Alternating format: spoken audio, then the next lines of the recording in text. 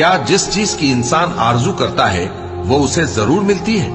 سو آخرت اور دنیا تو اللہ ہی کے ہاتھ میں ہے، اور آسمانوں میں بہت سے فرشتے ہیں جن کی سفارش کچھ بھی فائدہ نہیں دیتی مگر اس وقت کہ اللہ جس کے لیے چاہے اجازت بخشے اور سفارش پسند بھی کرے۔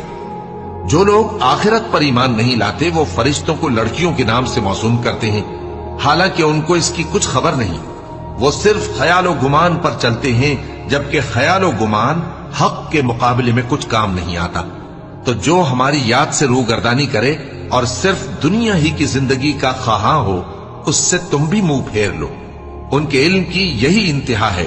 تمہارا پروردگار اس کو بھی خوب جانتا ہے جو اس کے رستے سے بھٹک گیا، اور اس سے بھی خوب واقف ہے جو رستے پر چلا۔